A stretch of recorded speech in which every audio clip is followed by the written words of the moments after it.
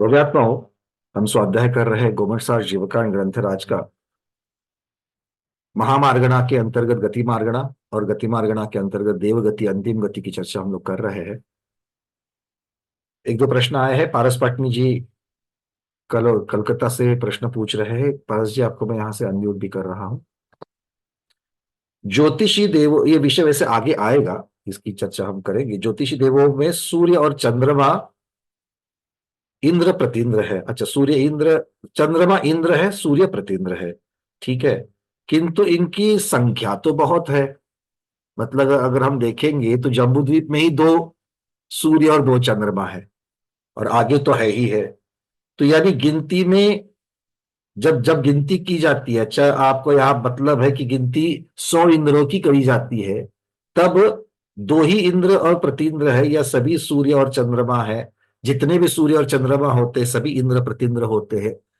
इसके बारे में खुलासा कीजिए। सही है ना? आपने यही प्रश्न पूछा है पारस हाँ जी। हाँ हाँ हाँ भैया जी, हाँ भैया जी। मुख्यता से अगर हम, एक बात होती है, एक पद की अपेक्षा से वर्णन आता है, और दूसरा कितने प्रकार के इंद्र पदधारी आकर तीर्थंकर भगवान को नमोस्तु करते हैं, ये दूसरा विषय है। दो विषयों को अलग अलग करके देख लेंगे तो इसका उत्तर आ जाएगा, ठीक है। अगर और वो भी एक साथ आते हैं क्या, ऐसा भी वर्णन नहीं है, एक साथ की चर्चा नहीं है। तो मान लो जब वहां पर सौधर्मेंद्र रहेंगे तब भवनेन्द्र रहेंगे ही, चमरेंद्र रहेंगे ही, ये जरूरी नहीं है। हो भी सकते हैं, नहीं भी हो सकते हैं। तो इसका मतलब है कि तीर्थंकर भगवान की समोसन की अपेक्षा से जब सूर्य और चंद्रमा का जब नंबर लगता है, वहां पर सूर्य और चंद्रमा की गिनती की जाती है, तो ज्योतिषी देवों के पदधारियों में से सूर्य और चंद्रमा ये दो यार, अच्छा। ये पद की अपेक्षा से देख करके आएंगे। अब वहां पर मान लो 4 सूर्य आकर के बैठे हैं, तो भी ज्योतिषवासी देवों के कितने पदधारी है? तो पदों की अपेक्षा से, यहां पर उन देवों की संख्या की अपेक्षा से वर्णन नहीं है, तो पदों की अपेक्षा से। अब ये प्रकार कहां पर होगा? सिर्फ ज्योतिषवासियों में ही होगा मुख्यतः से, क्योंकि बाकी जगह पर जो है वो तो उनकी उतनी ही गिनती आ जाती है। पर चूंकि ज्योतिषियों में बहुत सारे सूर्य और बहुत सारे चंद्रमा है, ऐसे ही तिर्यंश के साथ भी हो सकता है। अगर मान लो तिर्यंश में तो उनका इंद्र शेर माना गया है, और जंगल में 10 शेर है, 10 में से 8 समोसरण में आ गए, आ सकते हैं उसमें, वो कौन रोकने वाला है उनको, है ना? 8 दृष्टि, 8 सम्यक दृष्टि आ गए भगवान के दर्शन करने के लिए, और अपने अपने कोठे में बैठे वहां पर। तो वहां पर 8 आए हैं फिर भी एक ही गिना जाएगा। 8 आए हैं फिर भी एक ही गिना जाएगा, क्योंकि वो तिर्यंश की इंद्र की पद की अपेक्षा से एक गिना जाएगा, ठीक है। तो इस प्रकार से 100 बनते हैं, नहीं तो फिर बहुत सारे जितने भी है। एक चंद्रमा के परिवार में एक सूर्य, इस प्रकार से जितने चंद्रमा हैं उनके उनके परिवार में उतने उतने नक्षत्र, ग्रह और तारा, ये सारी उनका परिवार बनता है। और सभी परिवार, अगर मान लो उदाहरण के लिए 1 करोड़ परिवार है, ज्यादा है, असंख्यात है, किंतु अगर हाँ उदाहरण 1 करोड़ लेवे तो 1 करोड़ चंद्रमा इंद्र होंगे और 1 करोड़ सूर्य उनके प्रतिंद्र होंगे, अगर ठीक है। उस निकाय की बात करें, ठीक है। हाँ, ऐसे इसको देख सकते हैं। चलिए, आपका आपका फोटो नहीं आ रहा है भैया जी, आपका फोटो लाइए इसमें। किसमें? अभी पोस्टमैन दीदी नहीं, का फोटो आ रहा है, सारिका दीदी का। हमने यहाँ आपका पर फोटो नहीं। हमने क्या है, यहाँ पर हमने अभी अभी भी सारिका दीदी का ही फोटो है। नहीं, मेरे ख्याल से अभी तो मेरा दिख रहा है ना? हमारे हमारे व्यवस्था जो बनी है उसमें तो हमें दिख रहा है। क्या है कि जब हम गैलरी व्यू रखते हैं तो गैलरी व्यू में जो बोलता है, स्पीकर, गैलरी व्यू में सब दिखते हैं, और स्पीकर व्यू में जो बोल रहा है उसकी छवि सब लोगों को दिखती रहेगी, उसको स्पॉटलाइट करने की जरूरत नहीं है। तो आप जब तक बोल रहे हैं तब तक आपकी छवि दिखेगी, ठीक है। तो इस प्रकार से सब लोगों के पास चला जाएगा। चलिए, क्या है, लोग मेरा चेहरा देख करके ऊब जाते हैं ना, 1.5 घंटा एक ही व्यक्ति का देखना क्यों है? इसीलिए फिर वो हमने इस प्रकार की व्यवस्था की कि जो बोलेगा उसका चेहरा आना चाहिए, तो आगे भी वीडियो में सब जगह पर उनके चेहरे चले जाते हैं, ठीक है। इस प्रकार से थोड़ा चेंज भी चाहिए। मैंने आप लोगों की चर्चा नहीं कर रहे, आप लोग हाथ हिला रहे हो, आप लोगों की चर्चा थोड़ी कर रहा हूँ, बाद में जो वीडियो देखते हैं उनकी चर्चा कर रहा हूं मैं, ठीक है। चलिए, और एक प्रश्न है मेरे पास। प्रतिभा दीदी जैन भीलवाड़ा से। मोस्टली ये दीदी हर रोज दोपहर में नहीं बैठ पाती है, उनको सुविधा नहीं होती, बट बाद में ये नियम से सारे वीडियो सुनती है और बहुत अच्छे अच्छे प्रश्न भी हमें भेजती है। तो प्रतिभा दीदी, आपके प्रश्न का उत्तर यहाँ पर दूंगा मैं। आपने पूछा है कि भैया जी, तीर्थंकर प्रकृति का बंध मिथ्यात्व के उदय में रुक जाता है, फिर सम्यक्त्व के होने पर पुनः शुरू होता है, तो इसे निरंतर बंध क्यों कहा? क्या कहा? इसको निरंतर बंध क्यों कहा गया है? बड़ा सुंदर प्रश्न है। देखिए, निरंतर बंध इसे प्रधानता की अपेक्षा से कहा गया है। अब ये जो जीव है, क्योंकि मनुष्य गति में जो जीव दर्शन विशुद्धि भावना बहा रहा है, और क्षायोग क्षमिक सम्यकधारी क्यों ना हो, वो मनुष्य गति में रहते हुए उसका सम्यक तो नहीं छूटता है। और जब तक वो मनुष्य गति में है तब तक तो उसको सम्यक तो रहता ही है और उसका निरंतर बंध चलता है। तो मनुष्य गति की अपेक्षा एक बार बंध गया तो निरंतर बनता जाएगा। अब यही जीव अगर मान लो देवगति में चला जाए मर करके, क्योंकि जाने के लिए उसके लिए दो ही गतियां, या तो देवगति नहीं तो नरक गति। अब देवगति में चला जावे, क्षयिक की अपेक्षा से जब देखेंगे तो उसका तो निरंतर चलता ही रहेगा, क्योंकि सम्यक तो हमेशा बरकरार है। और क्षयोक्षमिक वाला जो है वो भी क्षयोक्षमिक वाला उसी के साथ वर्ण करते हुए देवगति में भी अपना क्षयोक्षमिक सम्यक तो लेके जा रहा है। और ऐसे जीव का देवगति में क्षयोक्षमिक सम्यक तो नहीं छूटता है। तो देवगति की भी पूर्ण आयु जो है, उस देवगति की पूर्ण आयु में उसको बंध चल ही रहा है, तो निरंतर बंध चल रहा है, मनुष्य गति की अपेक्षा देवगति की अपेक्षा। अब देवगति से उतरकर फिर से मनुष्य गति में आवे, क्षायक्षमिक सम्यक के साथ में मर के आ जाता है, और क्षायक्षमिक सम्यक तो बरकरार है, उसी के साथ में फिर आगे चल करके क्षायिक में कंटिन्यू करते हुए निरंतर। तो जो जीव तीर्थंकर प्रकृति का बंध करके मनुष्य गति की अपेक्षा उसी भव से निवृत्त हो रहा है, उसका भी निरंतर बंध चल रहा है। उसके बाद में देवगति में जाकर के फिर मुक्त होने वाला है, उसका भी निरंतर चल रहा है। अब प्रॉब्लम कहां पर आता है? तो जो व्यक्ति क्षयक्षमिक सम्यक्त्व के साथ नरक आयु का बद्ध किया गया है, मतलब पहले नरक का बद्धायुष्य है और बाद में जाकर के उसने क्षयक्षमिक सम्यक्त्व पाया है, ऐसा जीव। क्योंकि नरक में जाकर के तीर्थंकर बनने वाले जो क्षयिक सम्यक दृष्टि है उनकी अपेक्षा से भी लगातार निरंतर बंध चलता रहेगा, क्योंकि उनका समय तो छूटने वाला ही नहीं है ना। मतलब कितने हो गए?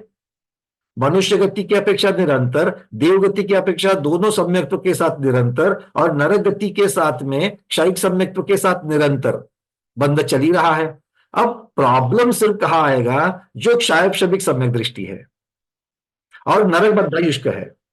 तो नरक बद्धायुष्क है, क्षायक्षमिक सम्यक दृष्टि है, और वो क्षायक्षमिक सम्यक दृष्टि अब नरक जाने वाला है, उतने के लिए अंतर्मुहूर्त, मनुष्य का अंतर्मुहूर्त और नरक की अंतर्मुहूर्त, इतने अंतर्मुहूर्त में उसका सम्यक तो छूटेगा और उतने समय के लिए उसका बंध टूटेगा, बंध रुक जाएगा। वो जैसे ही नरक में पर्याप्त हो जाएगा फिर से सम्यक को प्राप्त करेगा, और उसी के साथ में उसका फिर से जो बंध है वो बंध चालू रहेगा, और बंध चालू रहेगा वो सम्यक के साथ में ही मनुष्य में आएगा, बंध चालू रहेगा, आगे चलेगा। तो कितना टूटा?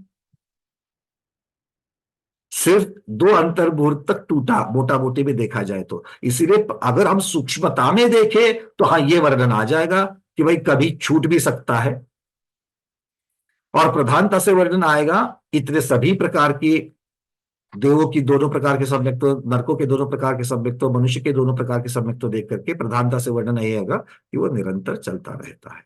ठीक है, क्लियर है? अगर मान लो किसी का बेटा बेटी है और उसको 12वीं के बाद में इंजीनियरिंग पास करने के लिए 8 सेमेस्टर होती है, 4 बरस चलते हैं, 8 सेमेस्टर होती है। अब मान लो उसके पहला सेमेस्टर क्लियर हो गया, सारे विषय उसके छूट गए, उसको बढ़िया से पास हो गया। अब सेकेंड सेमेस्टर में 2 सब्जेक्ट जो है उसका बैकलॉग लग गया, फिर भी वो आगे चला गया थर्ड सेमेस्टर में, और थर्ड सेमेस्टर में जाकर के उसने दोनों जो बचे हुए बैकलॉग है उनको भी क्लियर कर दिया। ऐसा करते करते करते उसने 8 सेमेस्टर क्लियर किए। तो हम क्या कहेंगे? बेटा इंजीनियर हो गया, इंजीनियरिंग पास हो गया। तो वर्णन क्या आ गया? प्रधानता से आया कि नहीं आया? पर अगर सूक्ष्मता में जाकर देखे तो वहां पर 2 सब्जेक्ट में वो फेल हुआ था, जो बाद में जाकर के उसने क्लियर किया। तो ये कथन करने की पद्धतियां है। निरंतर कथन इस प्रकार से कहते हैं कि सब के सब क्लियर हो गए और सूक्ष्मता से वर्णन और भी डिटेल से हो जाता है। अगला प्रश्न आपका है, अभियोग्य जाति के देवों की आयु समाप्त होने पर विक्रिया शरीर से आत्म प्रदेश मूल शरीर में चले जाते हैं। फिर विमानों को कौन खींचता है? किसी दूसरे के आने तक क्या अंतराल नहीं हो जाता है? प्रश्न समझ में आ गया? बड़ा सा प्रश्न है। मान लो सूर्य के विमान को ढोने वाले जितने भी अभियोग्य जाति के देव हैं, अब उनमें से एक की मृत्यु हो गई, एक की आयु खत्म हो गई। अब एक की आयु खत्म हो गई तो वो तो वहां से निकल गया, तो उसकी जगह पर दूसरा आएगा। अगर दूसरा इमीडिएट आ जाता है या अंतराल पड़ जाता है? बड़ा सुंदर प्रश्न था दीदी। आपके इस प्रश्न के उत्तर के लिए हमने अंतर प्ररूपना जो है, उस अंतर प्ररूपना में जाकर के इसको ढूंढने का प्रयास किया, तो वहां पर षटखंडागम की अपेक्षा से जो वर्णन दिए गए हैं, अलग अलग प्रकार के प्रमाण है वहां पर। तो वहां पर हमने देखा कि मुख्यतः से जो देवगति को जो भवनत्रिक की जो पर्याय है, उस भवनत्रिक में नाना जीवों की अपेक्षा निरंतर वहां पर जन्म पाया गया है। मतलब निरंतर इसका अर्थ है कि निरंतर वहां पर जीव जन्म लेते ही रहते, जन्म लेते ही रहते, जन्म लेते ही रहते, जन्म लेते ही रहते। ये भवनत्र की अपेक्षा से उन्होंने समूह की अपेक्षा से बताया। मतलब अगर कोई एक जीव का मरण हो जाए तो उसी समय और भी दूसरे जीव वहां पर आ ही जाते हैं। अब आप कहोगे और अंदर घुस करके, भैया चलो यहां से तो मरण हो गया, अब दूसरा जीव वहां आया है, किंतु वो उठेगा, वहां जय जयकार होगी, दरवाजे खुलेंगे, जाकर वो सरोवर में स्नान करेगा, अपने यहाँ पर अभिषेक करेगा, उसके बाद में फिर अपने सिंहासन पर जाकर के बैठेगा और फिर जाकर के वैकृत शरीर आएगा। तो बीच में मान लो 2 घंटे चले गए तो 2 घंटे कौन खींचेगा? इस प्रकार का वर्णन कोई प्राप्त नहीं होता है कि ऐसी परिस्थिति वहां पर बनती कि नहीं बनती है। और या फिर मान लो 1200, अब एक दिशा में खींचने वाले जीवों की अगर उदाहरण के लिए 1200 देव अगर उसको खींच रहे हैं और अगर उसमें से एक दो चार कम हो जाएंगे तो क्या वो नहीं खींच सकते हैं? ऐसा भी वर्णन कभी नहीं आता है। मतलब ये दोनों तरीके से देखा मैंने। बस एक कर्म सिद्धांत की अपेक्षा जो वर्णन आता है वो भी मैंने आपको बताया कि वहां पर निरंतर जीवों की भवनत्रिक में उत्पत्ति होती रहती है। इस प्रकार का वर्णन आगम में आता है, उस परिप्रेक्ष्य में इसको देखना चाहिए। और दूसरा, बहुत ज्यादा जाकर के अगर दो चार कम हो जाएंगे तो क्या वहां पर व्यवस्था बिगड़ जाती है? क्या ऐसा कोई वर्णन नहीं आता है आचार्यों ने या फिर भगवान की भी वाणी में? ऐसा नहीं उपलब्ध, आगम में नहीं दिखता है। तो इस पर ऐसी कोई चर्चा नहीं होगी। अभियोगी जाति के देव की भी निरंतर उत्पत्ति होगी। देखिए, अब यही तो चर्चा चल रही है कि अब यहां पर इनकी अपेक्षा से अलग अलग नहीं बताया है। इन्होंने भवनत्रिक की अपेक्षा से ही वर्णन कर दिया है। भवनत्रिक में निरंतर हो रही है और बाकी सब जगह पर नाना जीवों की अपेक्षा अगर हम देवगति में देखेंगे तो भवनत्रिक, सौदर्भ महेशान, सानत कुमार, महेंद्र, ये सबके देखेंगे तो सब जगह पर निरंतर निरंतर निरंतर ही आया है। तो इसको जब देखेंगे तो बात यही निकल के आती है कि देवों में भी नरकों में भी लगातार जीव जो है वो उत्पन्न होते हैं। अगर किसी पर्टिकुलर, क्योंकि ये नाना जीवों की अपेक्षा सभी देवगति की अपेक्षा से वर्णन है, अगर पर्टिकुलर गति में मतलब एक निकाय की, एक जाति की चर्चा चले तो वहां पर शायद कोई अंतराल बन सकता है। पद की अपेक्षा से अंतराल बन सकता है, पद की अपेक्षा से अंतराल आगे आएगा भी। इंद्र की अपेक्षा वगैरह जो पदों की अपेक्षा से है वो अंतराल बनता भी बनता है। 6 6 महीने इंद्र का सिंहासन खाली रह सकता है, ज्यादा से ज्यादा 6 महीना इंद्र का सिंहासन खाली रह सकता है। तो इस प्रकार से चीजें चलती। जब इंद्र का सिंहासन खाली है तो कौन चलाएगा? पंत प्रधान बाहर के देश में चले गए तो कौन चलाता है ना? इस प्रकार से उनकी भी वहां पर कैबिनेट है, उनके भी वहां पर डिप्टी पद रहते हैं। प्रतिन्द्र का पद तो है ही है, त्रायस्त्रीश का पद है, लोकपाल का व्रत पद है। तो इस प्रकार की और वहां पर चलाना क्या है ना? कहा वहां तो रास्ते तो बनाने नहीं है, ना रेल चलानी है, कुछ नहीं है। पर जो भी है, जो चीजें बननी है वो अपनी अपनी व्यवस्था है। बट एक उपलब्ध आगम में ज्यादा चीजें इसके बारे में नहीं निकलती है। और दूसरी बात हमने ये भी पाई, कल जो विषय चल रहा था, प्रमोद जी जुड़ गए क्या? प्रमोद जी जुड़े हैं तो जरा हैंड टच कर। हाँ प्रमोद जी, आपको भी अनम्यूट कर रहा हूं मैं। तो कल आपने जो चर्चा प्रश्न उठाया था, जो महाराज जी ने भी बताया था कि भाई सिद्धांत सार को देख लो, आपने भी सिद्धांत सार देख कर मुझे मैसेज भेजा था, हमने भी उसको निकाल करके देखा। सकल कीर्ति महाराज ने बहुत सुंदर वर्णन किया है और ऐसा वर्णन बहुत कम जगह पर हमने देखा कि वहां पर भी दक्षिण दिशा के, वहां पर दक्षिणेंद्र उत्तरेंद्र ऐसा शब्द तो नहीं मिला हमें, किंतु दक्षिण दिशा के, उत्तर दिशा के उनके उनके नगर की संरचना बहुत अच्छी तरीके से दी है। और मध्यलोक की अपेक्षा, इवन इतना ही नहीं, उन्होंने उतना भी बताया कि व्यंतर देव जो है, व्यंतर देव भी भवन, भवनपुर और आवास में रहते हैं।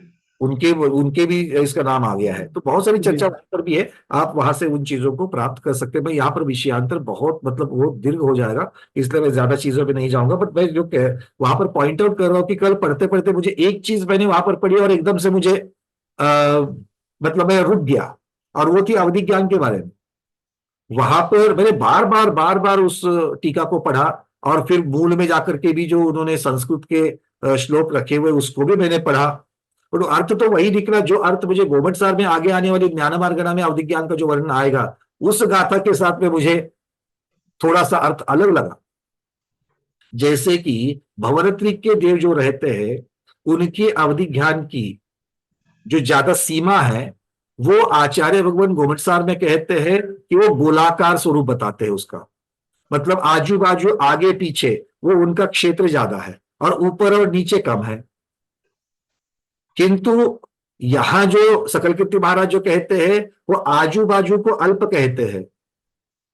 आजू बाजू चतुर्दिक में अल्प शब्द लगाया उन्होंने, और फिर जो ऊपर और नीचे जो लगाया है उन्होंने, उस प्रकार से उन्होंने लगाया ऊपर कहां तक, मेरू पर्वत के चोटी तक, मतलब मध्यलोक की जहां पर सीमा है वहां तक देख सकते हैं। तो उस अपेक्षा से अगर मैं अल्प शब्द का अर्थ अगर सही नहीं लगाऊंगा तो फिर मैं भटक सकता हूं।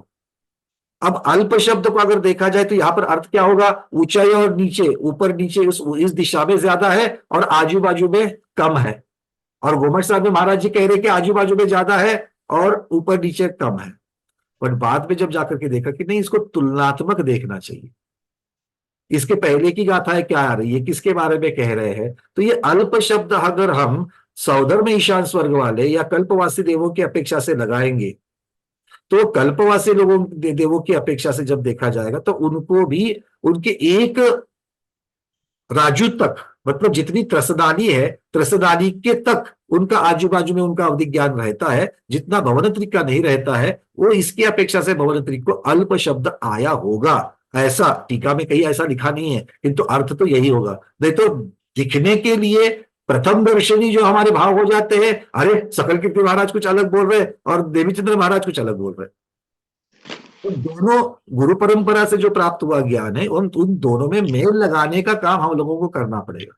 तो जब जहां पर संख्या की शब्द चर्चा आएगी, वो बात को अलग तरीके से लेना पड़ेगा, और जहां पर तुलनात्मक वर्णन आता है उसको अलग तरीके से लेना पड़ेगा। तो खैर, मेरे कहने का मतलब इतना ही था कि सिद्धांत सार ग्रंथ को भी सब लोगों को एक बार देखना चाहिए, ताकि जो और भी डिटेल्स है, जिनको भवनत्रिक के देवों की जो डिटेल्स वगैरह हमने वहां पर अभी संक्षिप्त में लिया है यहाँ पर, क्योंकि ये मुख्यतः से गोमट सार का वर्णन नहीं है। ये त्रिलोक पद्धति, त्रिलोक सार, त्रिलोक भास्कर, सिद्धांत सार, इस प्रकार के ग्रंथों में इनका और भी है। आचार्य भगवान के दर्शन कर लेते हैं, चलिए।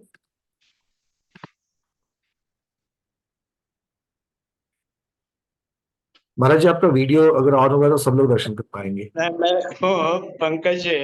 नमस्ते महाराज जी। हाँ, आशीर्वाद। कुल मिलाकर के अभी जो मौजूद जो अपना जो अंग शास्त्र है वो अल्प प्रमाण में, अत्यल्प प्रमाण में होने से कुछ प्रश्न अनुत्तरित होते हैं। बिल्कुल बिल्कुल महाराज जी, बिल्कुल बिल्कुल, अब बात आपने सही कही। पर इसमें से जितनी चीजें मिल रही है उसका भी सही अर्थ अगर नहीं लगाएंगे तो बहुत सारी जगह पर हमें एक दूसरे का विरोध दिखता है, अलग अलग। जैसा आपने सुना होगा कि जो मैं ये अवधि ज्ञान की जो बात कर रहा था, तो ये मैं सब सुन रहा हूँ। अल्प शब्द अलग अलग विषयों में अलग अलग अर्थ में भी आता है, संदर्भानुसार उसका अर्थ लगाया जाता है। जगन उत्कृष्ट के रूप में भी संख्या प्रमाण की अपेक्षा भी अल्प लगाया जाता है। चलिए आगे बढ़ते हैं। तो हम लोग कल भवनवासियों की चर्चा मुख्यतः से कर रहे थे, अब थोड़ा सा आगे बढ़ते हैं।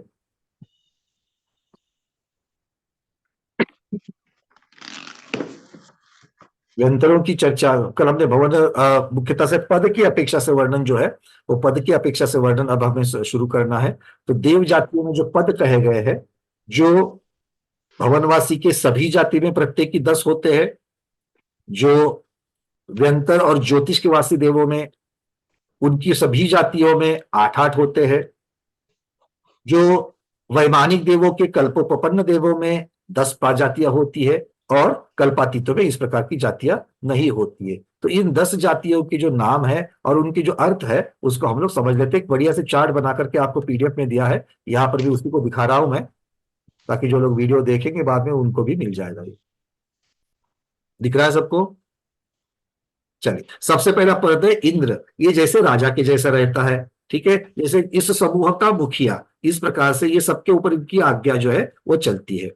सामानिक जो है वो पिता, गुरु या उपाध्याय, कंसल्टेंट के जैसा हम लोग जिनको कहते हैं कि ये इस प्रकार से ये मार्गदर्शक की अपेक्षा से इनको लिया जाता है। जैसे पितातुल्य होते हैं, मार्गदर्शक मार्गदर्शन करने वाले पितातुल्य होते हैं, गुरुतुल्य होते हैं। उपाध्याय मतलब ये कोई शिक्षा देने वाले, पढ़ाने वाले, जैसे ज्ञान देने वाले होते हैं। तो ये मार्गदर्शक की भूमिका में सामानिक देव जो है वो यहाँ पर हमें मिल जाएंगे। फिर त्रायन स्त्री जो है वो मंत्री और पुरोहित होते हैं। व्यवस्था बनाने वाले जो होते हैं, मंत्री का काम जिस प्रकार से व्यवस्था बनाना होता है, और पुरोहित को क्रिया की अपेक्षा उनसे पुरोहित कहा जाता है। तो इस प्रकार के क्रियाओं को करना या कुछ चीजों को किस प्रकार से करवा के लेना, ये सारे कार्य जो है ये त्रायन स्त्रीश, ये पदधारी देव जो है। पारिषद देव जो है वो पारिषद देव मुख्यतः से पारिषद शब्द से ही आता है कि सभा में बैठने वाले जो देव होते हैं, इंद्र की सभा। ये समझने के लिए हम लोग इसको समझ सकते हैं कि इंद्र की सभा की अपेक्षा से जब देखा जाए तो सभा में बैठने वाले जो देव रहते हैं उस प्रकार की अपेक्षा से यहां पर उनको कहा गया है। दूसरे है, अब इसमें भी बाह्य, अभ्यंतर और मध्य, इस प्रकार के 3 भेद इनमें हो जाते हैं। बाह्य पारिषद, मध्य परिषद और आभ्यंतर परिषद। मतलब इंद्र के सिंहासन के नजदीक में बैठने वाले, सामने बैठने वाले, फिर बीच में बैठने वाले और फिर सबसे लास्ट में बैठने वाले। इस प्रकार से भी ये पद है, मतलब इन पदों के भी आगे प्रभेद होते हैं, इनको हमें समझना है। आत्मरक्ष, ये जैसे अंगरक्षक के जैसे रहते हैं। अब प्रश्न बहुत सी जगह पर यही पूछा जाता है कि क्या सौदामिंद्र महाराज को कहीं से धमकी मिलती है क्या बॉडीगार्ड्स रखने के लिए? तो ऐसी चीजें नहीं है, ये नियोग कहलाता है, ये व्यवस्था कहलाती है, ठीक है ना। तो इस प्रकार से समझ लेना।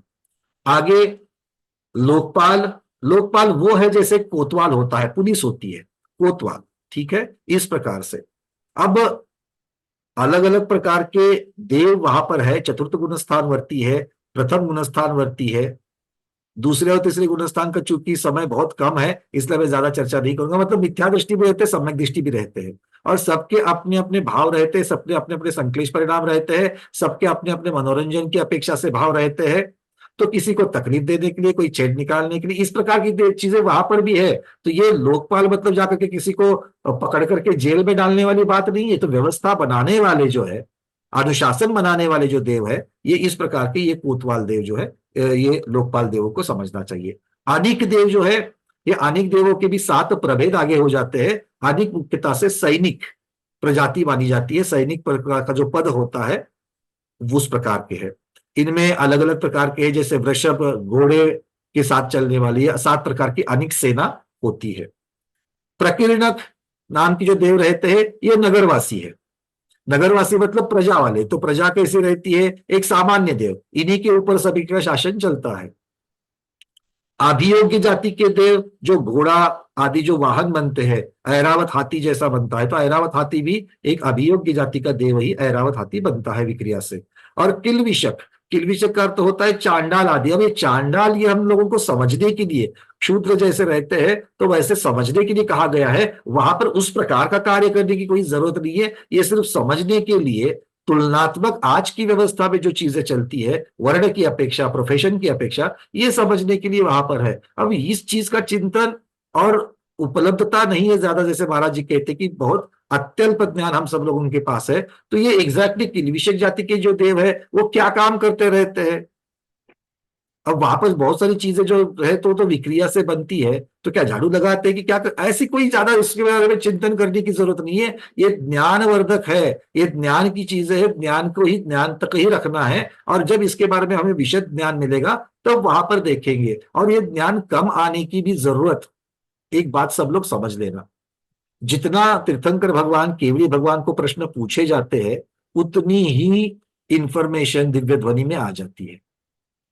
अब माने यहाँ पर हम शंकर भगवान है, तो आप अपनी आत्मा का कल्याण कैसे करना है, इससे संबंधित ज्यादा प्रश्न आएंगे, मोक्ष मार्ग से संबंधित ज्यादा प्रश्न आएंगे, कर्म सिद्धांत से संबंधित ज्यादा प्रश्न आएंगे, और कौतूहल से पूछे गए बहुत सारे प्रश्न जो भक्तिवश भी आ सकते हैं, तीर्थंकरों की आयु, पूर्व भव, इनका वर्णन वगैरह आ सकते हैं, बट बहुत सारा वर्णन इनके अलावा आ सकता है। इसीलिए जितना आया और फिर उसके आगे भी जो एक दर पीढ़ी दर पीढ़ी जितना नष्ट होते गया, तो जितना आज आया है उतना हम हमारे सामने है। तो मेरा कहने का मतलब इतना ही, क्योंकि बहुत सारे प्रश्न इसके ऊपर पूछना लोग चालू करते हैं, तो मेरा ऐसा मानना है कि भाई कौतूहल की बात वहां पर ठीक है, किंतु इसमें चर्चा करते हुए ज्यादा उसमें जाने की जरूरत नहीं। बस इतना अगर समझ में आ जाएगा कि ये देव दुर्गति है, मतलब हमें जो यहां से जो पुरुषार्थ करना है वो किस प्रकार का पुरुषार्थ करना है, तो हमें अपना सम्यक तो बचा के रखना है, और वहां जाकर के सम्यक्त्व के साथ में एक इंटरिम स्टेशन, एक बस बनी हुई व्यवस्था,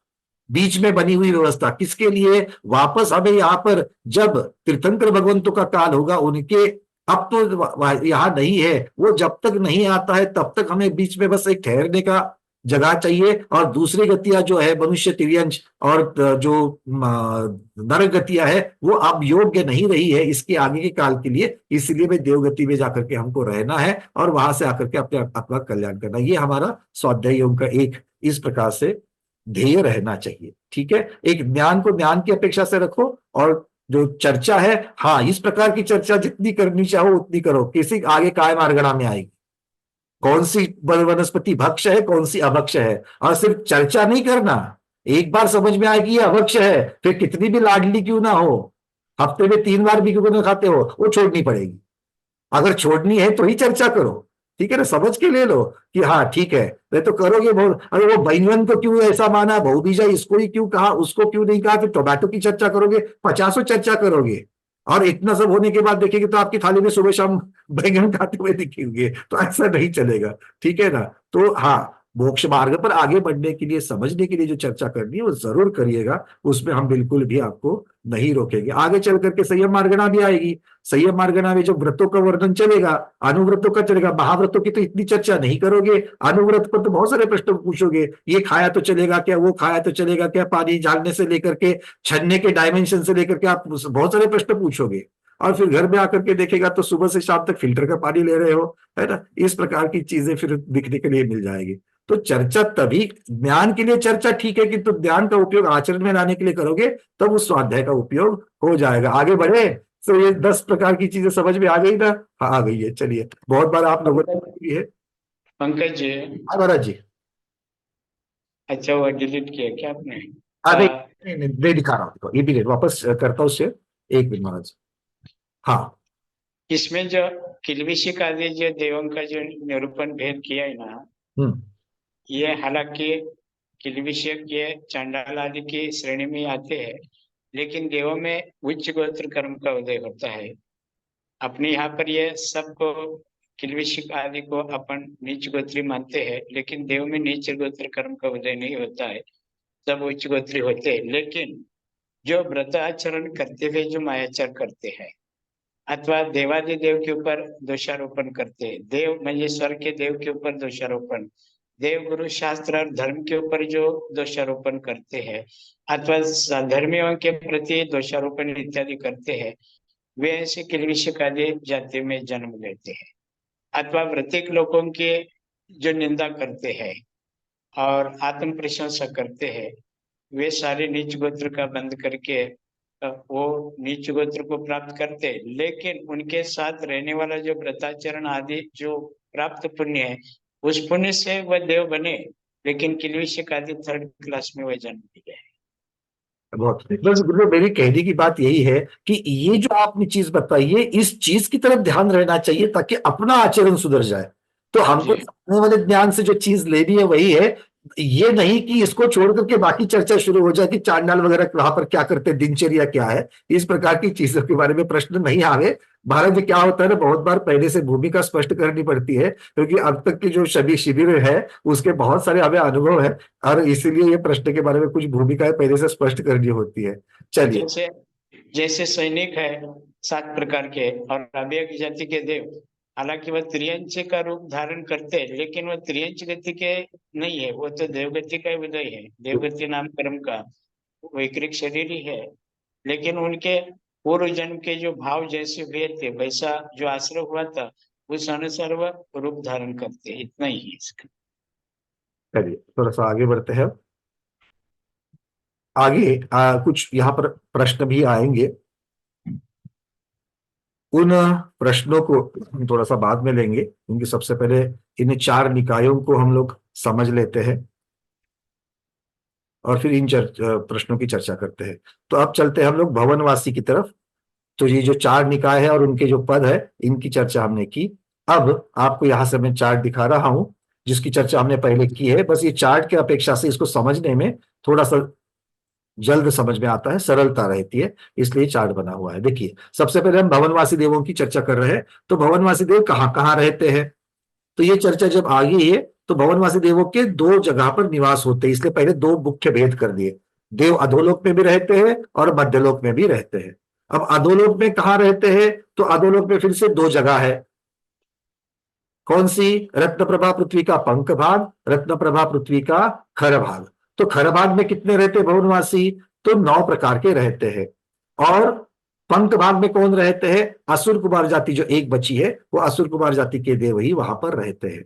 ठीक है, मतलब ये समझने के लिए बड़ा इजी डिस्ट्रीब्यूशन हो गया कि भाई पहले खरबाग लगता है, खरबाग में 9 जातियां रहेगी और उसके नीचे फिर जाकर के पंख भाग में असुर कुमार जाति के देव रहेंगे। अब इनके भवन, और अब मध्यलोक में कौन रहता है, तो असुर कुमार को छोड़ करके जो शेष 9 जातियां कही गई है, वही शेष 9 जातियां मध्यलोक में भी रहती है। इसका अर्थ ये हो गया कि असुर कुमार जाति के जो देव है वो मध्यलोक में नहीं रहते हैं और ना ही खरबाग में रहते हैं, सिर्फ और सिर्फ पंख भाग में रहते हैं। और बाकी 9 जातियां, कुछ देव अधोलोक में भी रहते हैं खरबाग में, और कुछ देव मध्यलोक में भी रहते हैं। जब मध्यलोक में भी रहते हैं और अधोलोक में भी रहते हैं तो 3 प्रकार के इनके भवन कहे गए हैं। सबसे पहले भवन नाम से जो निवास है वो रत्नप्रभा पृथ्वी में है। भवन नाम की जो है वो रत्नप्रभा पृथ्वी में है। तो रत्नप्रभा पृथ्वी में कहाँ कहाँ है, तो देखेंगे तो खरभाग में भी है और पंख भाग में भी है, खरभाग में भी है और पंख भाग में भी है। तो इसीलिए कहा रत्नप्रभा पृथ्वी में है, मतलब उसके दोनों भागों में है। अब ये दोनों भागों में असुर कुमार जाति के देव जो है वो भवन में ही रहते हैं, किंतु बाकी के जो देव अगर देखेंगे तो वो भवन, भवनपुर और आवास में भी रहते हैं। तो भवनपुर किसे कहा गया, तो भवनपुर मुख्यतः से, और आवास, भवनपुर और आवास ये जो 2 प्रकार के जो निवास होते हैं वो मुख्यतः से मध्यलोक में होते हैं। तो अर्थ हो गया, अगर निवासों के 3 प्रकार के निवास है, भवन, भवनपुर और आवास, इनका भी अगर हम वर्गीकरण करें तो इसमें से भवन वाले जो निवास है वो मुख्यतः से अधोलोक में है और भवनपुर और आवास जो है ये मध्यलोक में है। तो इस प्रकार से वर्गीकरण कर सकते हैं। तो जो जातियां जहां रहती है और जिस प्रकार के निवास है उन प्रकार के निवास में रहेंगे। जब असुर कुमार जाति के जीव सिर्फ और सिर्फ पंख भाग में रहते हैं और पंख भाग में सिर्फ और सिर्फ भवन प्रकार के ही निवास रहेंगे, तो उत्तर सही आता है, एक ही आता है कि असुर कुमार जाति के देव सिर्फ और सिर्फ भवन में ही रहते हैं। बात समझ में आ रही है सबको। और शेष 9 जातियां है, वो शेष 9 जाति की व्यवस्था देखेंगे तो रहते अधोलोक में भी है और मध्यलोक में भी है। तो तीनों प्रकार के निवास यहाँ पर वहां पर उपस्थित है, तो वो तीनों प्रकार के निवासों में वो रह सकते हैं। तो इस प्रकार से समझ लेंगे। और भी डिटेल्स में जाकर के आचार्य भगवान कहते हैं कि नाग कुमार आदि जो है उन्हीं के, इन देवों में से, मतलब जो शेष 9 जातियां है इनमें से किन्हीं के तो भवन, भवनपुर, आवास तीनों प्रकार के निवास होते हैं, किंतु असुर कुमार के केवल एक ही भवन रूप निवास होते हैं। ये तिलोपन्नति आदि ग्रंथों में फिर से स्पष्ट हो जाता है। क्लियर है ये भवनवासियों के निवास के बारे में। अगर हम वर्गीकरण करेंगे तो कोई रटने की जरूरत नहीं है, ये बहुत देर तक आपके दिमाग में रह सकता है। ठीक है, तो इसको, इस चार्ट को इस प्रकार से पढ़ने की व्यवस्था आपको देखनी है। आगे बढ़ते हैं। अब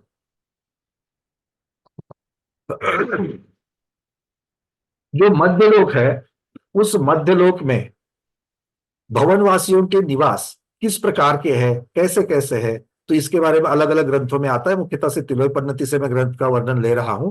आचार्य भगवान कहते हैं कि जम्बूद्वीप के विदेह क्षेत्र में देवकुरु और उत्तर कुरु, सब लोग पहुंच गए क्या देवकुरु उत्तर कुरु में? सबसे पहले तो जम्बूद्वीप पहुंच जाओ। जम्बूद्वीप के बीचों बीच विदेह क्षेत्र के बीचों बीच मेरू पर्वत दिख रहा है क्या सबको? अष्टालिका चल रहा है, बढ़िया से दर्शन कर लेना मेरू पर्वत के जिनालयों का। और उसके आजू बाजू में उत्तर कुरु और दक्षिण में दक्षिण कुरु है। तो वहां पहुंच गए। अब कहते हैं कि इन दो में दो यमक पर्वत है। पर्वतों के नाम क्या है? यमक पर्वत है। तो इस यमक पर्वत के उत्तर भाग में और सीता नदी के दोनों ओर स्थित, अब सीता नदी की बात चल रही है, मतलब ये कौन से विदेह की बात चल रही है? पूर्व विदेह की चल रही कि पश्चिम विदेह की चल रही है? क्योंकि देवकुरु उत्तर कुरु तो बीच बीच में है ना, किंतु वहां से नदियां भी बह रही है। कैसे? अगर आप किसी को याद आ रहा है तो मेरू पर्वत को बाईपास करते हुए जा रही है ना। ऊपर से आएगी सीता दक्षिण की तरफ बढ़ती हुई, मेरू पर्वत को बाईपास करेगी और फिर पूर्व की दिशा में चली जाएगी। और दक्षिण से निकली हुई सीतोदा मेरू पर्वत तक आएगी, फिर बाईपास करके हुए फिर और पश्चिम दिशा की तरफ चली जाएगी। तब अब यहाँ पर सीता नदी की बात चल रही है, मतलब ये यमक पर्वत और फिर वहां पर जो पूर्व दिशा में जाने वाली जो सीता नदी है उसकी अपेक्षा से वर्णन चल रहा है। तो यहां पर सीता नदी के दोनों ओर स्थित निषद, देवकुरु, सुरु, सुलस, विद्युत, इन 5 नामों के युगल रूप जो 10 सरोवर है, उन 10 सरोवरों में उन उन नाम वाले नागकुमार देवों के निवास स्थान है। तो नागकुमार जाति के भवनवासी देव कहां पर बताए जा रहे हैं? मध्यलोक में उनका ठिकाना, एक ठिकाना बताया जा रहा है, कहां पर है? तो उत्तर कुरु में सीता नदी के पास जो यमक पर्वत है, उस यमक पर्वत के पास में। एड्रेस बता रहे हैं, ज्ञान के लिए कहना है, जाना तो नहीं है वहां पर। ठीक है, चलिए आगे। फिर अब चलिए मानुष्योत्तर पर्वत पर। मानुष्योत्तर पर्वत कहाँ है? ढाई द्वीप की बॉर्डर पर है। अर्ध पुष्करार्ध की जो बॉर्डर है वहां पर मानुष्योत्तर पर्वत है। तो मानुष्योत्तर पर्वत की ईशान दिशा में, अब ईशान दिशा मतलब कौन सी? जो अंग्रेजी वाले हैं वो नॉर्थ ईस्ट समझ लेना, अंग्रेजी वाले हैं वो नॉर्थ ईस्ट समझ लेना, ईशान दिशा। तो ईशान दिशा में क्या है? वज्रनाभि कूट है। देखिए आप सबको याद अगर आ रहा है, मानुष्योत्तर पर्वत जो है वो चूड़ी के आकार का है और इसके ऊपर अलग अलग चारों दिशा में, मुख्यतः चारों दिशा में 4 अकृत्रिम चैत्यालय जिन्हें सिद्धकूट कहा जाता है। और इन सिद्धकूटों के अलावा बहुत सारे कूट मतलब शिखर, कूट मतलब शिखर, उन शिखरों के ऊपर क्या है? देवों के निवास स्थान है। ऐसा तब पढ़ा था क्योंकि वहां पर हमारे पढ़ते वक्त मुख्यता से ध्येय किसको जानना था? अकृत्रिम चैत्यालयों को जानना था। तो मानुष्योत्तर पर्वत संबंधी 4 सिद्धकूट पर 4 जिनालय, इतना बोल करके हम आगे बढ़े थे तब। और बाकी क्या है वहां पर? बाकी के कूटों के ऊपर वहां पर देवकूट है, इतना बोला था, है ना। ऐसी चर्चा हमने कब की थी? हिमवान, महाहिमवान आदि पर्वतों के बारे में करी थी। तो हिमवान पर्वत के ऊपर 11 कूट कहे गए थे और 11 कूट में से अंतिम वाला एक कूट सिद्धकूट है, उसी के ऊपर आकृतिम चैत्यालय है। ऐसे 6 कुलाचल पर्वतों के ऊपर 6 आकृतिम चैत्यालय गिन करके आगे चले गए थे। अब जो बचे हुए कूट जो देवकूट कहलाते हैं, उनकी चर्चा देवों की चर्चा में आ रही है। भाई समझ रहे हैं? सब लोग पहुंच रहे हैं वहां पर? हाँ, क्या है ना हमारा हमारा जी। जो है वही देव अनेक पंडित वहां पर स्थित है अपने आयु के अनुसार। असंख्यात वर्ष तक उसी भवन उसी पूर्व में रहते रहते कुछ उसमें बदलाव लाना चाहे, जैसे मुख्यमंत्री प्रधानमंत्री वगैरह जब उस आवास में प्रवेश करते तो उसमें अरबों का करोड़ों का खर्चा करके तोड़फोड़ करके नया कुछ वास्तु में परिवर्तन करते। ऐसे क्या देवलोग भी करते क्या? गुरुदेव, बड़ा प्रश्न है, ठीक है आपने प्रश्न ये पूछा है, किंतु अब एक साइड में तो मन कह रहा है कि ये सब अकृत्रिम अनादिदिन रचनाएं हैं और दूसरी साइड में इसके बारे में कभी पढ़ा नहीं, का नहीं कभी गुरुमुख से सुना है, इसलिए इसका उत्तर देने के लिए मैं बिल्कुल अल्प ज्ञान वाला हूँ, इसका उत्तर मैं नहीं दे सकता गुरुदेव बुद्धि से कि किस प्रकार की रचना वहां पर हो सकती है। भवन आवास आवास भवनपुर इसमें तो शाश्वत होने से बदलाव नहीं कर सकते, लेकिन अंतरंग जो सज्जा इत्यादि जो कुछ है डेकोरेशन, जैसे सासू के पसंद के सासू ने अपना घर सजाया, लेकिन बहू आने के बाद उसका आर्ट अलग तरह का रहता है, तो उसमें बदलाव चाहती है। तो ऐसा भी क्या नया देव आने के बाद उसमें भी परिवर्तन करते रहते हैं क्या? अगर विक्रिया से कोई करना चाहे तो विक्रिया से बहुत सारी चीजें कर सकते हैं। अगर किसी को चाहिए कि अपने रूम में एक टेबल कम है तो वो या टेबल और एक ज्यादा चाहिए तो विक्रिया से वहां पर टेबल की निर्मित कर सकता है। किंतु इस प्रकार का वर्णन तर्क से मैं बता सकता हूं, यहां से आगे कितना क्या कहेंगे गुरुदेव, नहीं कह सकते इसके आगे। जी जी। चलिए आगे बढ़ते हैं। तो ये मानुषोत्तर पर्वत के ऊपर जो ईशान दिशा में वज्र नामी कूट है उस पर हनुमान देव। अब ये हनुमान और शैल भगवान इनका कोई संबंध नहीं है, नाम साधर्म्य है। ठीक है। पवन सुत हनुमान जो कहे जाते हैं, पवन कुमार के पवन जय की जो वो पुत्र थे जो कामदेव बने हैं, ऐसे शैल भगवान वो तो मनुष्य थे और वो मांगी तुंगी से सिद्ध भी भय है। तो उनकी चर्चा यहाँ पर नहीं है। उसके नाम वाले हनुमान नाम वाले कोई यहाँ पर देव और प्रभंजन कूट पर वेणुधारी नाम का भवनेन्द्र रहता है। तो इस प्रकार की जब भवनेन्द्र कौन से वेणुधारी है, आगे इन भवनेन्द्र की भी चर्चा आएगी, नामों की कौन सी जाति के कौन इंद्र है। तो ये वेणुधारी जो भवनेन्द्र है वो इस प्रकार से मानुषोत्तर पर्वत की ईशान दिशा में रहता है। फिर वायव्य दिशा के वेलंब नामक और नैऋत्य दिशा के सर्वरत्न कूट पर वेणुधारी भवनेन्द्र रहता है। फिर अब ये अलग अलग है, वेणु वेणुधारी इस प्रकार के नाम भी आते हैं। अग्नेय दिशा के तपनीय नामक कूट पर स्वाति देव और रत्नकूट पर वेणु नामक भवनेन्द्र रहता है। आगे लोक विनिश्चय के अनुसार, अर्थात अलग अलग ग्रंथ जो है उसमें से लोक विनिश्चय जो है उसी के अनुसार कुंडवर द्वीप के कुंड पर्वत पर पूर्वादि दिशाओं में 16 कूट पर 16 नागेंद्र देव रहते हैं। अब ये कुंडवर द्वीप जो है ये मुख्यतः से हम जो आगे 11वां द्वीप जो मानते हैं उस 11वें द्वीप का नाम कुंडवर या कुंडलवर इस प्रकार से लिया जाता है। तो इस 11वें वहां पर भी अगर आप सबको याद है तो कुंडलवर और रुचकवर के बीचों बीच भी मानुषोत्तर पर्वत के जैसे ही चूड़ी के आकार के पर्वत है, और उसके ऊपर वहां पर भी 4 अकृत्रिम चैत्यालय या जिस प्रकार से माने गए हैं वो है। उसको छोड़ करके जो 16 कूट है वहां पर उनमें 16 नागेंद्र देव रहते हैं। ठीक है, नाग कुमार जाति के देव जो है वो, और शब्द आया इंद्र नागेंद्र, मतलब नाग कुमार जाति की जो इंद्र है वो वहां पर रहते हैं। अब ये अकेले वहां रहते नहीं होंगे, तो उनके वहां पर उस कूट पर वो रहते हैं, इसका मतलब है उनकी जो नगरिया बनी हुई है वहां पर उनके परिवार के और बाकी के देव भी उनके जिनके ऊपर उनकी सत्ता चलती है रहते हैं। देखिए मध्यलोक में 2 प्रकार के इन भवनवासियों के 2 क्षेत्र की अपेक्षा 2 जगह की अपेक्षा से बताया है। एक तो द्वीप समुद्रों में समतल भूमि के ऊपर, और दूसरा वृक्ष के ऊपर पर्वतों के ऊपर, ऐसे ऊपर आकाश में भी उनके निवास पता है। तो इस प्रकार से ये पर्वतों के ऊपर जो कुछ निवास है उनकी चर्चा यहां पर आ रही है। आगे कहते हैं प्रत्येक भवन में देवों की बस्ती, इसका जो वर्णन आता है आगे कहते हैं मतलब एक एक भवन में कितने देव रहते हैं इसकी चर्चा भी जब आती है तो तिलोपनिधि में आचार्य भगवान कह रहे हैं संख्यात योजन विस्तार वाले 2 प्रकार के भवन यहां पर है, जिनका विस्तार, विस्तार मतलब क्या है कि जिनके जो डायमेंशंस है वो संख्यात योजन के हैं और असंख्यात योजन के हैं। संख्यात योजन के हैं और असंख्यात योजन के हैं। तो संख्यात योजन जो विस्तार वाले हैं वो तो छोटे रहेंगे तुलनात्मक, असंख्यात से संख्यात वाले छोटे हैं समझने के लिए। और उसमें कितने रहते हैं,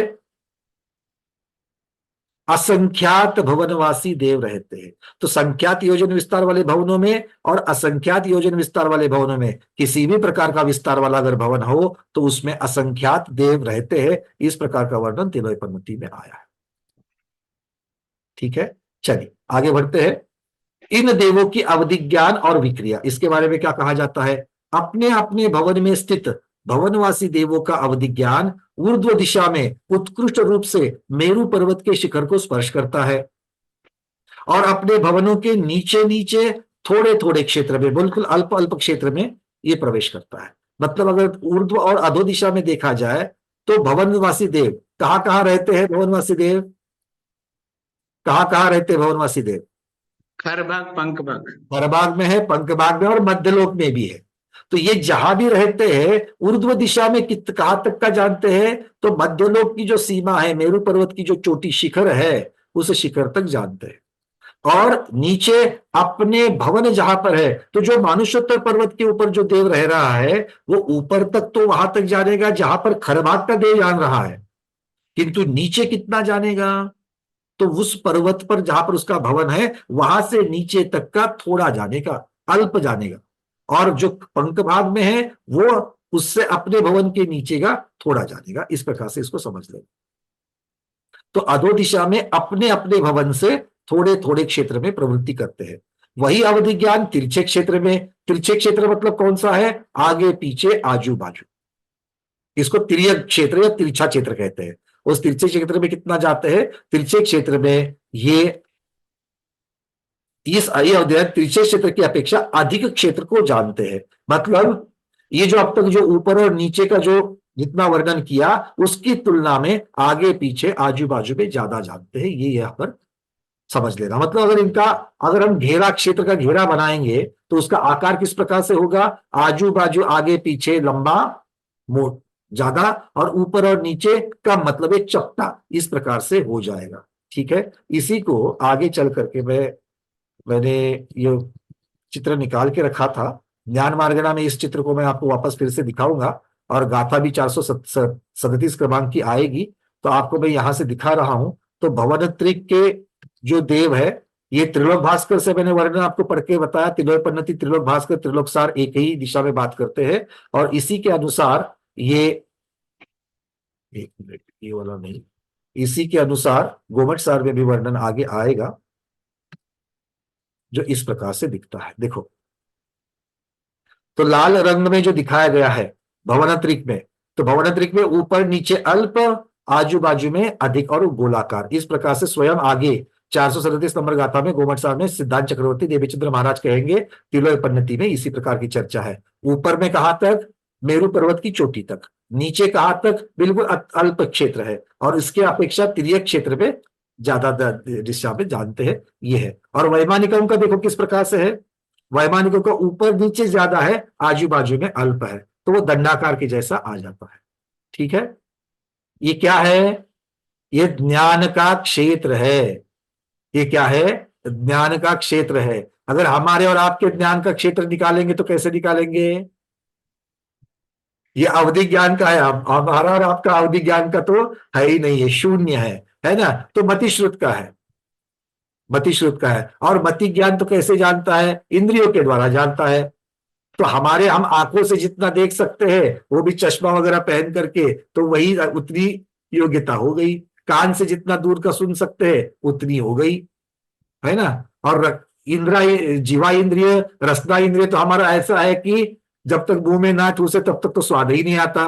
ऊपर से कोविड आदि हो जाए तो फिर जो आ रहा है वो भी नहीं आता है, ना गंध आती है ना स्वाद आता है। तो ऐसी ऐसी अपने इंद्रियों की क्षमता है। तो क्या कहेंगे? बिल्कुल अल्प ज्ञानी है हम लोग। और शुद्ध ज्ञान की अपेक्षा से देखा जाए तो, शुद्ध ज्ञान की अपेक्षा से देखा जाए तो आगम के परिप्रेक्ष्य में जितनी चीजें आई है हम कहां तक का जानते हैं? शुद्ध ज्ञान की अपेक्षा पूरे 3 लोक का और 3 लोक के बाहर का भी जानते हैं। जानते कि नहीं जानते हो? 3 लोक के बाहर का क्या जानते हो? हाँ बोल रहे हो। 3 लोक के बाहर का क्या जानते हैं हम लोग? एक मिनट जरा पूछ लो महाराज जी, एक मिनट जरा प्रश्न पूछ लो लोगों को, क्या जानते हो? 3 लोक के बाहर का क्या जानते हो? नहीं जानते हो? कौन बताएगा? फटाफट बताओ, 3 लोग के बाहर का क्या जानते हो? हेमांगी दीदी क्या जानती हो 3 लोग के बाहर का? यात्रा बहुत करती है दीदी हमारी, पूछ लेते हैं। हाँ, असंख्यात सूक्ष्म जीव वहां भी रहते हैं। असंख्य सूक्ष्म जीव आलोकाकाश में 3 लोग के बाहर। सूक्ष्म जीव तो सभी जगह भरे हैं ना, ठसाठस। 3 लोग के बाहर की चर्चा कर रहा हूं, 3 लोग के अंदर की नहीं। लोकाकाश और उसके बाहर अलोकाकाश, 3 लोग के बाहर के आलोकाकाश की बात कर रहा हूं। चला दीपा दीदी क्या कह रहे हैं आपको? क्या जानते हो आलोकाकाश के बारे में? वहां द्रव्य नहीं है, 6 द्रव्य नहीं है वहां पे। तो क्या है वहां पर? तो जानते क्या हो हमें बता दो, वहां क्या है? एक मिनट दीपा दीदी अनम्यूट करना, अनम्यूट नहीं हुआ आपका। उधर धर्म द्रव्य नहीं है, अरे क्या है वो बताओ, जो नहीं है वो मत बताओ। निर्वात पोकड़ी है। अकेली निर्वात पोकली है। चलो अनिता दीदी क्या है वहां पर आलोकाकाश में? अरे आगम के परिप्रेक्ष्य में उत्तर दे दो भाई। आकाश द्रव्य से। बहुत बढ़िया, आकाश द्रव्य है ना। आलोकाकाश में क्या है? आकाश द्रव्य। जानते कि नहीं जानते हो? जी जानते हैं तो आलोकाकाश के आकाश द्रव्य को भी जानते हैं। और आकाश द्रव्य के बारे में क्या जानते हो? क्या जानते हो आकाश द्रव्य के बारे में? कौन बताएगा? जल्दी जल्दी। अंजलि। सभी पदार्थों को अवगाहना देता है। अच्छा, तो जीवों को अवगाहना देता है, बहुत बढ़िया। और हाँ प्रबोध जी बताइए। आरोपी है। आरोपी है, बहुत बढ़िया। मतलब ये सारी चीजें जो हम जानते हैं आकाश द्रव्य के बारे में, ये उसको जानते हैं, वही तो वहां पर आलोकाकाश में है। तो आलोकाकाश तक का जानते कि नहीं जानते? जानते, किंतु कैसे जानते हैं? अपने श्रुतक ज्ञान से, भगवान की दिव्य ध्वनि के द्वारा जो आया है उसकी अपेक्षा से जानते हैं। अब ये सौदरवेंद्र महाराज भी जानते हैं। ये तो चमरेंद्र, वेणुइंद्र, नागेंद्र जो भी भगवान की सभोसर में जाते हैं, वहां पर साक्षात दिव्य ध्वनि से वो भी जानते हैं। किंतु चर्चा शुद्ध ज्ञान की नहीं है, चर्चा अवधि ज्ञान की है। तो ये सारा वर्णन अवधि ज्ञान। अबे भाई पहुंच गए कि नहीं सब लोग अवधि ज्ञान तक? हाँ, बस इसी के लिए ये चर्चा करी थी हमने। ठीक है, आगे बढ़ते हैं।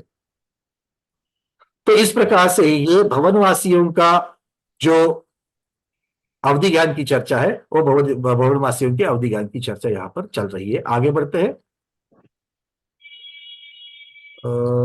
एक मिनट, चले गए।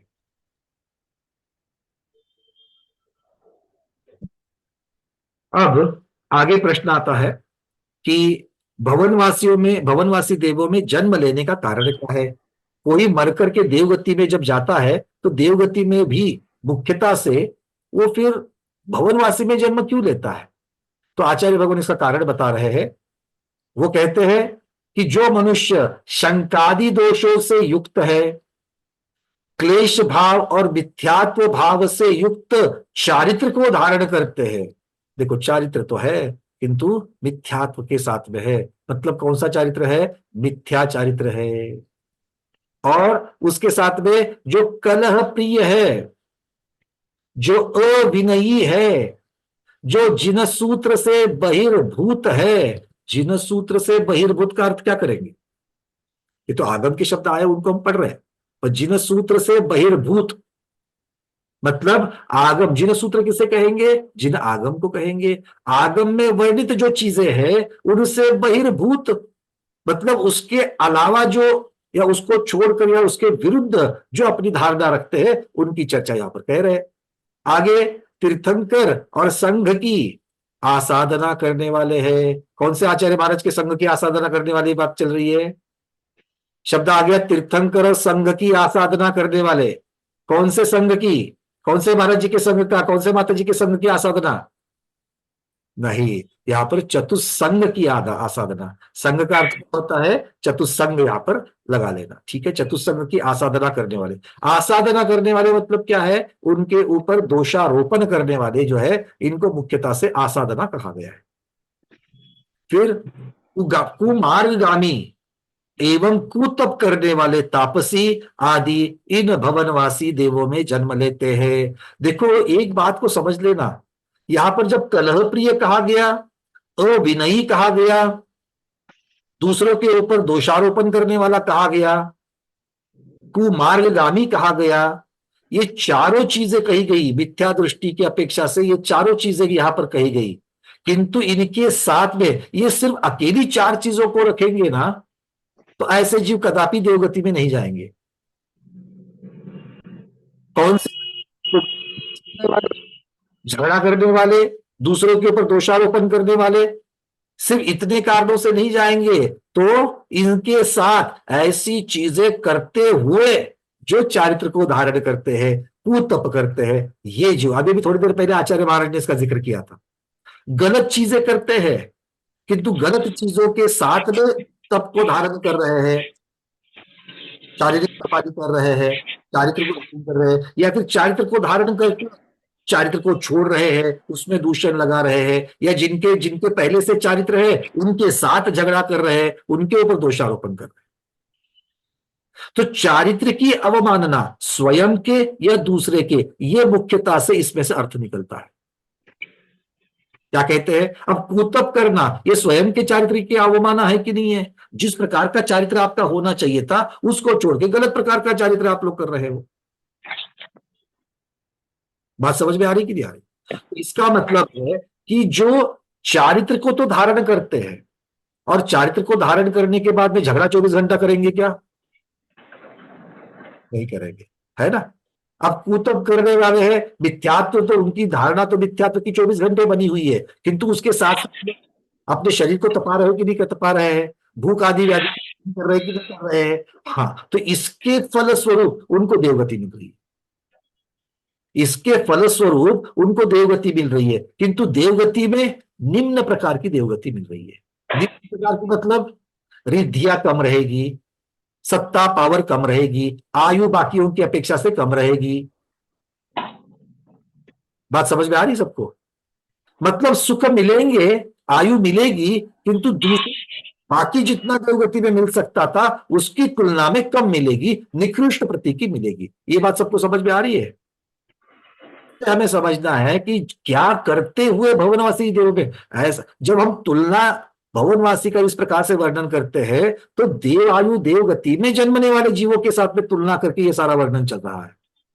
नरक में जाने वाले जीवों की अपेक्षा से नहीं, नरक में जाने वाले जीवों की अपेक्षा ये जीव फिर भी ऊपर है, क्योंकि नरक जैसी यातना उनको वहां पर सहन नहीं करनी है। बात समझ में आ रही कि नहीं आ रही है? हाँ, तो जब जब देवों का वर्णन जब सुनते हैं तो हमें किस अपेक्षा से उस वर्णन सुनना है? तो देवगति में, उस पर्याय में, उस भव में जो उत्पन्न होना है, उन समूहों में जो उत्पन्न होना है। अरे देवों में 4 समूह हैं, आप ऐसा क्या कर रहे हो कि देव में तो जा रहे हो किंतु भवनत्रिक में पैदा हो रहे हो, है ना। इस प्रकार से समझना। उदाहरण देता हूं, कोई संघ यात्रा पर चला गया, अब यात्रा पे चलने के बाद में उनकी बहुत सारे क्षेत्रों की यात्रा करने वाले थे, और उसमें से 3 दिन उन्होंने दिए थे या 4 दिन दिए थे समेत शिखर जी में, तो बहुत सारी महिलाएं गई, और उन महिलाओं में से 4 दिन करके फिर आगे की यात्रा में निकलने वाले थे। चूंकि ये ट्रैवल कंपनी थी, किसी के लिए रुकने वाले नहीं थे। अब 4 दिन में वो जो महिलाएं, सब जितनी भी महिलाएं गई उसमें से एक महिला की बात ऐसी हुई, वो तो पुरुषार्थ करते हुए वहां तक गई थी, किंतु जैसे ही वहां पर चली गई उनको अशुचि आ गई। अब 4 दिन तक तो वो पहाड़ की वंदना नहीं कर सकती है, वहीं पर धर्मशाला में बैठना पड़ा। गई तो समय शिखर जी में है, किंतु वो अपने रूम में बैठी रही, और 4 दिन के बाद में यात्रा संघ तो आगे चला गया। समय शिखर जी में जाकर के दर्शन नहीं हुए, पहाड़ पर नहीं जा पाई, वंदना नहीं कर पाई, है कि नहीं दर्शनावरणीय कर्म, है कि नहीं अंतराय कर्म। तो इस प्रकार की चीजें, मतलब जा तो रहे वहां तक, किंतु उसमें तुलनात्मक दृष्टया बाकी लोगों को जो वहां पर पुण्य प्राप्त हुआ, वो पुण्य वो प्राप्त नहीं कर पाई। वैसे ही गए तो देव में है, किंतु कल्पवासियों में अच्छे अच्छे पदों को धारण करने की तुलना में ये निम्न तरीके का सुख या उनको मिल रहा है, क्योंकि वो पुण्य भी इसी प्रकार का निकृष्ट प्रति का पुण्य, कहने के लिए तो पुण्य, किंतु निकृष्ट प्रति का जो पुण्य है वो बांध करके ऐसी जगह पर चले जाते हैं। तो इससे हमें सीख यही लेनी है कि हम जब पुण्य करते हैं, ऐसा पुण्य करेंगे उच्च प्रति का पुण्य हो, सिर्फ हमें सांसारिक सुख देने वाला नहीं हो, ऐसा पुण्य हो जो हमें मोक्ष मार्ग पर चलकर मोक्ष को नजदीक लाने वाला पुण्य हो। इस प्रकार का पुण्य हमें प्राप्त करना है। बात सबके समझ में आ रही है? चलिए, स्वाध्याय नहीं, आज के स्वाध्याय की समय पूर्ण हो रहा है। एक हाथ ऊपर है। हेमंत दीदी, आपको कोई प्रश्न है क्या? हाँ, एक प्रश्न को लेकर के आज का स्वाध्याय पूर्ण करेंगे, बाकी प्रश्न जो है हमें आप लोग कृपया भेज देना। हाँ दीदी। भैया, जो भवनवासी देवों के अकृत्रिम जिनालय 7,72,00,000 नीचे अधोलोक में आते हैं, तो मध्यलोक में जो भवनपुर और आवास है उसमें कैसी है व्यवस्था फिर? हाँ, तो इसकी चर्चा भी और आगे आएगी। 7,72,00,000 की गिनती बढ़िया से सिद्धांत सार ग्रंथ में कल हमें मिली है, उसकी चर्चा और आगे आएगी। भवनवासियों का वर्णन चल रहा है, इसकी चर्चा हम लोग आगे इसमें करेंगे, जरूर करेंगे, क्योंकि उन्होंने जोड़ बना करके दिया है उसका। ठीक है, तो किस प्रकार से लिया है देख लेंगे। चलिए, रूबी दीदी यहाँ पर सुरेश पहाड़ी जी पूछ रहे कि ज्यादातर भवनत्रिक देवों के आवासपुर आदि अकृत्रिम चैत्यालयों के आसपास के एरिया के होते हैं क्या? मतलब मंदिर के नजदीक में रहते कि नहीं रहते हैं? इसकी भी चर्चा थोड़ी सी सिद्धांत सार ग्रंथ की अपेक्षा से आएगी कि कहां पर उनका अकृत्रिम चैत्यालय होता है। इस प्रकार से हो जाएगा। अकृत्रिम चैत्यालय तो उनके भवन में ही होता है सुरेश जी, मतलब अपने घर में है, घर से बाहर नहीं है, अपने घर में ही है इन देवों के। और वहां पर ये बताने वाले भी कोई नहीं है कि घर में प्रतिमा मत रखो, दोष लग जाएगा, और मंदिर में जाके रखो, ऐसा बताने वाले भी वहां कोई नहीं है, क्योंकि अनादि दिनन अकृत्रिम चैत्यालय है और अनादि दिनन से ये भवन बने हुए हैं, अपने ग्रहों में ही चैत्यालय है, इसलिए घरों में चैत्यालय होना कोई दोष नहीं है। इस बात को हम वापस यहां से अधोरेखित कर रहे हैं। ठीक है, चलिए। और बाकी तो खैर कोई खास प्रश्न यहाँ पर नहीं है। तो आज के स्वाध्याय में इतना ही। आज के स्वाध्याय को गुरुओं के श्री चरणों में बारंबार नमोस्तु वंदनामि इच्छा कर करते हुए यहीं पर समापन करते हैं। जैनम जयतु शासनम, जैनम जयतु शासनम, जैनम जयतु शासनम।